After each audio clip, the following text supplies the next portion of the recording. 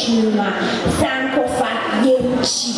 intimuma yensua mamre na kusiesi obedane ashia